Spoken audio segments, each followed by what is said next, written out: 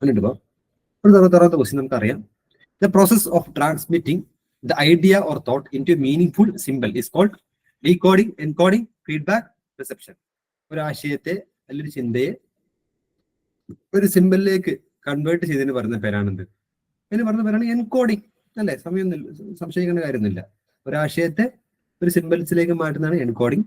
ആ സിമ്പിൾസിനെ പിന്നീട് ആശയത്തിലേക്ക് മാറ്റുന്നതാണ് ഡീകോഡിംഗ്. ഓക്കെ അല്ലെ? Simple question. മുന്നോട്ട് പോകാം. 67ാമത്തെ question. Which of the following violates the principles of utility of command?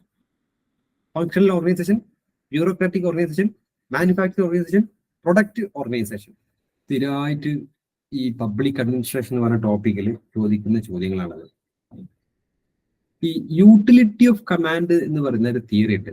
ആ തിയറിയിൽ പറയുന്നത് ഒരാളുടെ മുകളിൽ ഒരു ബോസേ ഉണ്ടാവാൻ പാടുള്ളൂ. ഇപ്പൊ പിന്നെ ഒരാളിപ്പോ ഒരു പോലീസ് കോൺസ്റ്റബിൾ ആണെങ്കിൽ അയാളുടെ മേലെ ഒറ്റ ബോസ് മാത്രമേ ഉണ്ടാകാൻ പാടുള്ളൂ, സബ് ഇൻസ്പെക്ടർ. സബ് ഇൻസ്പെക്ടറിന്റെ മേലെ സർക്കിൾ ഇൻസ്പെക്ടർ, അദ്ദേഹത്തിന് മേലെ DSP. അങ്ങനെ ഒരു പിന്നെ ആളുടെ മേലിൽ ഒരൊറ്റ ബോസ് ഉണ്ടാകാൻ പാടുള്ളൂ, ഒന്നിലധികം ബോസ് ഉണ്ടാകാൻ പാടില്ല. ഇപ്പൊ ഒരാളുടെ മേലിൽ 3-4 ബോസ് ഉണ്ട് നോക്കൂ. 3-4 ബോസുകൾ ഡിഫറെന്റ് ആയിട്ടുള്ള ഒരു കമാൻഡ് കൊടുത്തു കഴിഞ്ഞാൽ അയാൾക്ക് ഏത് അനുസരിക്കണം എന്നറിയില്ല. ഓക്കെ, A പറഞ്ഞ ബോസ് ഒരു അഡ്വൈസ് തന്നു, B പറഞ്ഞ ബോസ് വേറെ ഇത് വന്നു, C പറഞ്ഞ ബോസ് വേറെ അഡ്വൈസ് തന്നു. സോ ഡിഫറെന്റ് ബോസുമാര് ഡിഫറെന്റ് ആയിട്ടുള്ള കാര്യം ചെയ്യാൻ ആവശ്യപ്പെട്ട് കഴിഞ്ഞാൽ എംപ്ലോയിക്ക് എന്ത് ചെയ്യാൻ പറ്റും? ഒന്നും ചെയ്യാൻ പറ്റാതെ വരും. അപ്പൊ അതുകൊണ്ട് തന്നെ ഈ പബ്ലിക് അഡ്മിനിസ്ട്രേഷനിൽ നമ്മൾ കീപ്പ് ചെയ്യുന്ന ഒരു പ്രത്യേക രീതിയാണ് യൂട്ടിലിറ്റി ഓഫ് കമാൻഡ് കീപ്പ് ചെയ്യണം. ഒരാൾക്ക് മുകളിൽ ഒരൊറ്റ ബോസ് മാത്രമേ ഉണ്ടാകാൻ പാടുള്ളൂ, ഒന്നിലധികം ബോസുമാർ ഉണ്ടാവാൻ പാടില്ല. ആ ഒരു തിയറിയാണ് യൂട്ടിലിറ്റി കമാൻഡ് അല്ലെങ്കിൽ പ്രിൻസിപ്പിൾസ് ഓഫ് യൂട്ടിലിറ്റി കമാൻഡ്. ഇവിടെ question, principle of utility command violate ചെയ്യുന്ന ഓർഗനൈസേഷൻ ഏതാണ്? ഇത് ആക്ച്വലി പബ്ലിക് അഡ്മിനിസ്ട്രേഷനുമായി ബന്ധപ്പെട്ട ഒരു ക്ലീശ ചോദ്യമാണ്. സോ ഇവിടെ കറക്റ്റ് ആൻസർ വരുന്നത് ഓപ്ഷൻ എ, ഫങ്ഷണൽ ഓർഗനൈസേഷൻ ആണ്.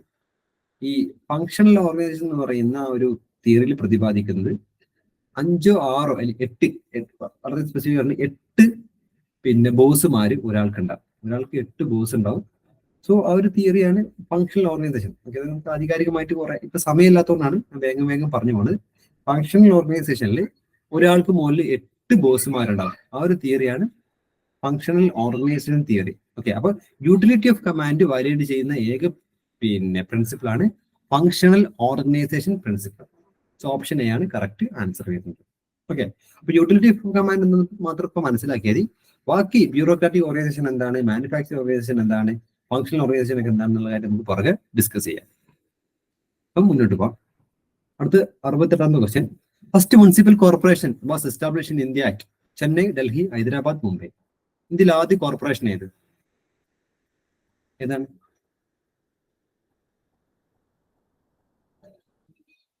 ഇന്ത്യയിലെ ഫസ്റ്റ് മുനിസിപ്പൽ കോർപ്പറേഷൻ ഏതാ?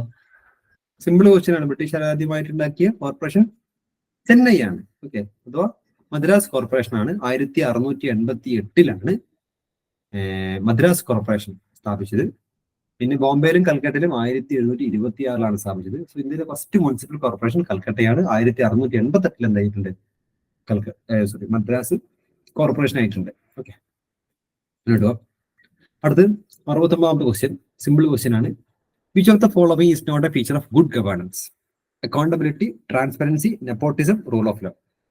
ഗുഡ് ഗവേണൻസുമായി ബന്ധപ്പെടാത്തത് ഏതാ? സിമ്പിൾ ക്വസ്റ്റ്യൻ ആണ്. അക്കൗണ്ടബിലിറ്റി വേണം, ട്രാൻസ്പെറൻസി വേണം, റൂൾ ഓഫ് ലോ വേണം, നെപ്പോട്ടിസം. എന്താ നെപ്പോട്ടിസം? അതിന് മലയാളം എന്താ? നെപ്പോട്ടിസം ആൻസർ വരും. നെപ്പോട്ടിസം എന്താ? നെപ്പോട്ടിസം ചുവപ്പ് നാട എന്ന് പറയാൻ പറ്റില്ല. റെഡ് കാർപ്പറ്റ് എന്നൊക്കെയാണ് പറയാം. ഈ നെപ്പോട്ടിസം എന്ന് പറഞ്ഞാല് ഈ സ്വന്തം കുടുംബത്തിൽപ്പെട്ട ആളുകൾക്ക് മാത്രം ജോലികൾ ചെയ്തു കൊടുക്കുക, ജോലി ഉണ്ടാക്കി കൊടുക്കുക, അല്ലെങ്കിൽ സ്വന്തം കുടുംബത്തിലേക്ക് കൊണ്ടുപോകുക, ആ ഒരു സാധനമാണ് സ്വന്തം പക്ഷപാതം.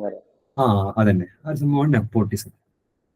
നെപ്പോട്ടിസം ഗുഡ് ഗവേണൻസിന്റെ ഭാഗമല്ല. ഓപ്ഷൻ സി ആണ് കറക്റ്റ് ആൻസർ. Simple question. അടുത്ത് പബ്ലിക് അഡ്മിനിസ്ട്രേഷനിൽ നിന്ന് ഏറ്റവും അവസാനത്തെ question. Leaders are born and not made is a perception based on contingency theory of leadership, trait theory of leadership, Fiedler's model of leadership, situational leadership. നേതാക്കന്മാര് ജനിക്കുകയല്ല, അവരെ ഉണ്ടാക്കുന്നു. ഈ ഒരു പെർസെപ്ഷൻ എന്ത് തിയറിയുമായി ബന്ധപ്പെട്ടിരിക്കുന്നു? സോ ഇവിടെ കറക്റ്റ് ആൻസർ വരുന്നത് option C, fielders model of leadership ആണ്.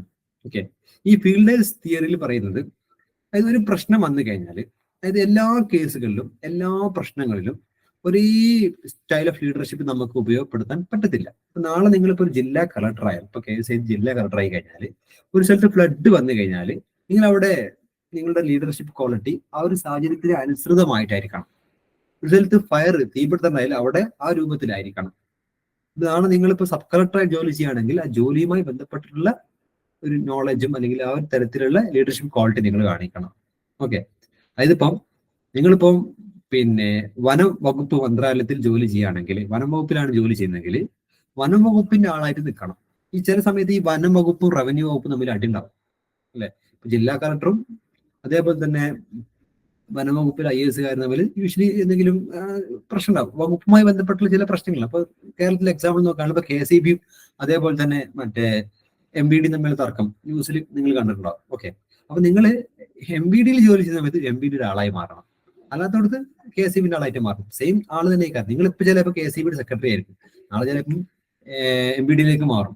ഓക്കെ, അപ്പൊ അത്രയുണ്ട്. അപ്പൊ ഓരോ സാഹചര്യത്തിലും നിങ്ങൾ കാണിക്കുന്ന ലീഡർഷിപ്പ് ക്വാളിറ്റി ആ സാഹചര്യത്തിന് അനുസൃതമായിട്ടായിരിക്കണമെന്നാണ് ഫീൽഡ് ഡേയ്സ് കണ്ടിജൻസി തിയറി പ്രതിപാദിക്കുന്നത്. സോ ഇതേ പറഞ്ഞ് ഈ ലീഡർഷിപ്പ് എന്നുള്ളത് ഒരു യൂണിഫോം സ്റ്റൈൽ അല്ല, ഈ ഡിഫറെന്റ് സാഹചര്യത്തിൽ ഡിഫറെന്റ് ആയിരിക്കണം.